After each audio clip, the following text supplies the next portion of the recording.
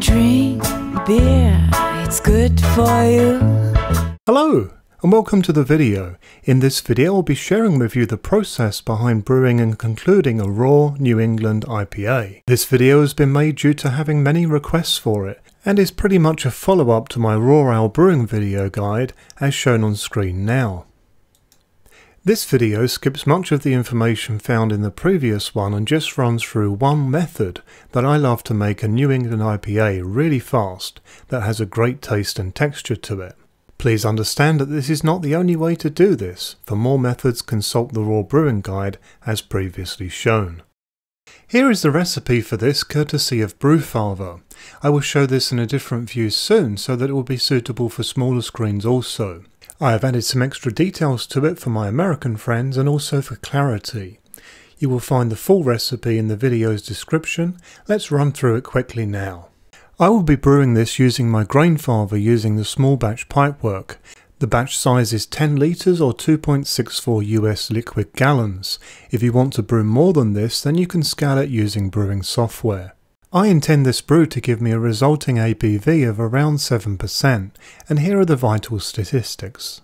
Do keep in mind that the final gravity will vary depending on the type of yeast you decide to use for this. Yeast-wise, I'll be using Skare kveik, which is a 2-strain farm version, and this kveik is pretty neutral and clean and lends itself well to the New England IPA style. This kveik has been lab analysed and is NCYC 4235. Naturally, you can use any yeast of your own choosing. Feel free to experiment.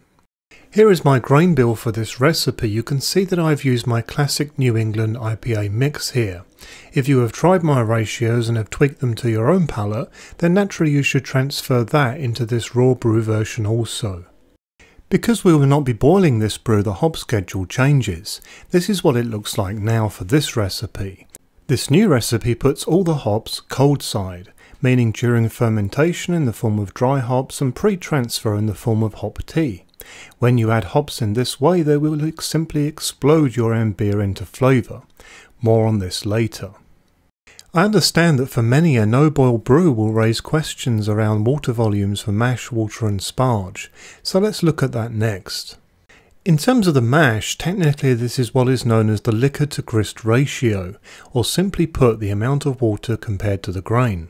The intention is to use as little mash water as possible because then we can sparge with more water and wash those leftover sugars out as much as possible.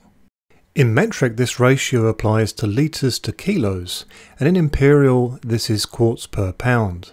This ratio is generally accepted to be best at between 2.5 to 3.5, though of course it will vary depending on your grain bill, especially if you are using high protein adjuncts. So in my case here, thinking in metric, I have almost 3 kilos of grain, and I will start with 7.5 litres, using the liquor to grist ratio of 2.5, and see what needs to be added in regards to sparge volume later. Naturally, I do not want my mash to be too thick as this will impact efficiency due to reduced flow within the mash.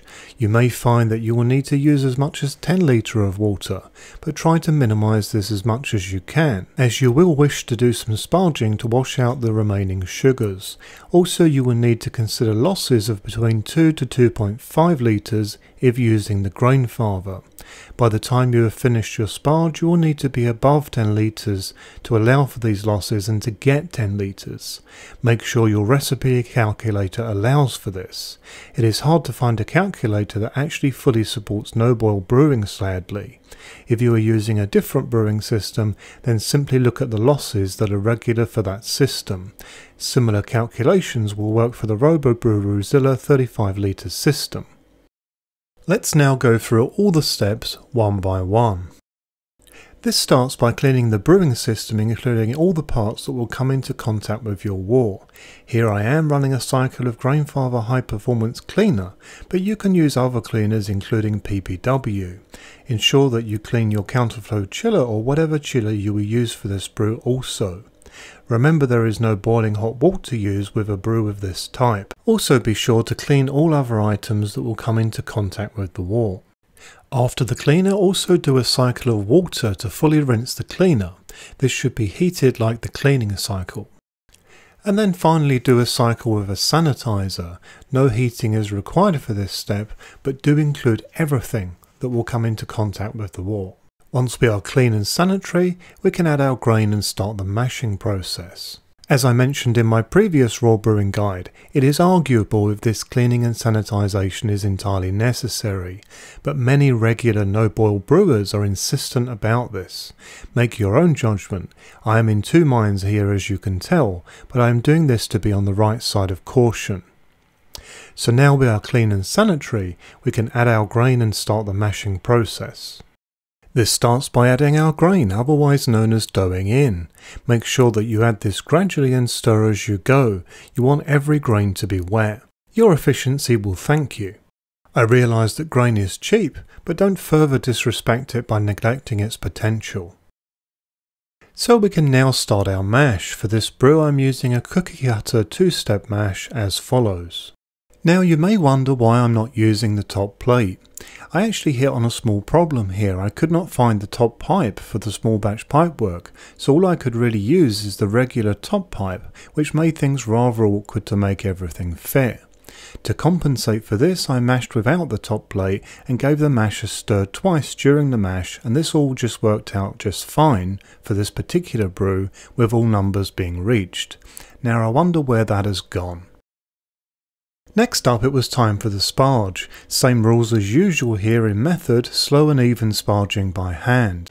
I took several peeks during this process to see what I had water volume wise and monitored this to allow for losses due to grain absorption and dead space. I cannot be totally precise about this, but around 2.5 litres did work for me. Naturally, the main variable here is the grain absorption, and that will vary from malt to malt and malt house to malt house. In the absence of a boil, there's no point using heated sparge water, so I used cold water, but of course there was still some cooling needed. It wasn't long after transfer and aeration that this was the scene with very little yeast lag at all. Oddly, this kveik actually showed very little krausen during fermentation, but yeah, it was pretty busy stuff. By the start of day 3 I was 8 points of predicted gravity away from final gravity, so it was time to do my dry hopping. For dry hopping I particularly like to use these large stainless steel tea strainers. Don't ask me precisely where I got them from, but I know it was on eBay. If you do a search on eBay for large stainless steel tea strainer, you'll probably come up with some choices pretty fast. It is of paramount importance to be squeaky clean and sanitary in handling these. I use a jar of fresh star sand to keep my hands sanitary when I'm handling them, and always wash my hands between operations. I've never had an infection in over 35 years of brewing, and I want to keep it that way. I use this blue container for housing them during all processes, including filling, so that at no point are they put on anything that is not clean or sanitary. When you use these, be sure to only half fill them as a maximum, otherwise the hops will expand out of your container and create a mess. I want them to stay in the containers to keep everything neat, easier to clean later, and also to minimise hop particles that will enter my beer bottles and kegs. When it comes to hops, we are only interested in the oils that house, not the actual vegetable matter. These will stay in for 4 days, which will also mean this beer will be ready before that point. Because we are adding our dry hops before the end of fermentation, we are also protecting our beer as much as we can from oxidization. I must stress as much as we can, part of this sentence. Before we move on to the element of this brew that involves hop tea, I really want to say a few words about this hop combination. I really enjoy the combination of Mosiac and Pacific Jade, and it works especially well for the NEIPA style. So I went with this combo.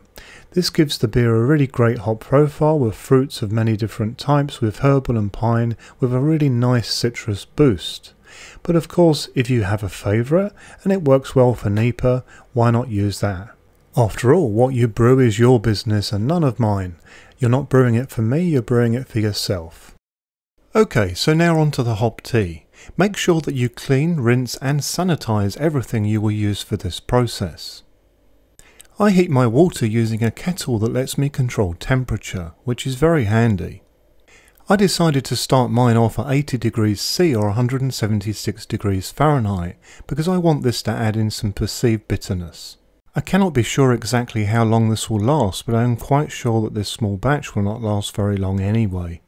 If you just want a full spectrum of hop flavour, this is found between 60 to 70 degrees Celsius or between 140 to 158 degrees Fahrenheit.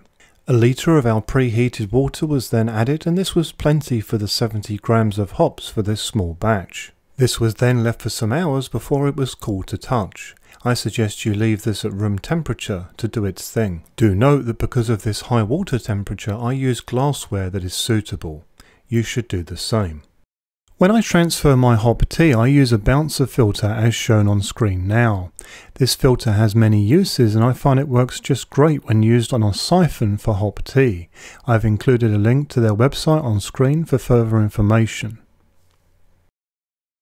So here I am now doing that transfer. You will note that I am transferring into a separate glass container. At one time I used to use coffee filters for filtering, but this generally made it quite a messy process with plenty of room for chaos. This method eliminates the chaos and gives a nice end result. You will note that even though I added 1 litre of water, we will get much less liquid back. This is because the hops will absorb much of this water and is to be expected. So here is our finished hop tea. It had an amazing aroma to it. I will add this 2 to 3 hours before I transfer to bottles from my Grainfather conical fermenter. If you feel you need to, then you could also add the bouncer filter for that transfer also. If you are transferring to a keg, then simply put this into the keg first before you transfer the beer. This will give a nice even mix.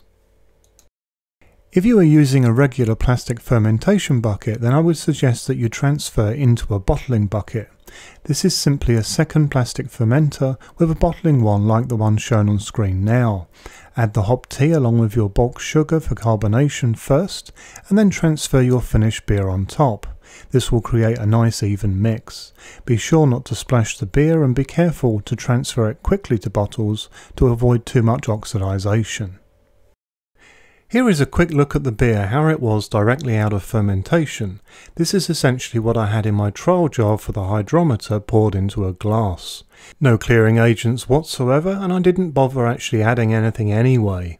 It's a raw New England IPA and proudly cloudy. I have to say though, and more importantly, it tasted really amazing at this point. Very tropical and fruity with a beautiful kiss of citrus back flavour, just what the doctor ordered. So we are almost done now, but here are my thoughts on producing a New England IPA in this way. Personally, I prefer the end beer that this produces compared to the boiled version.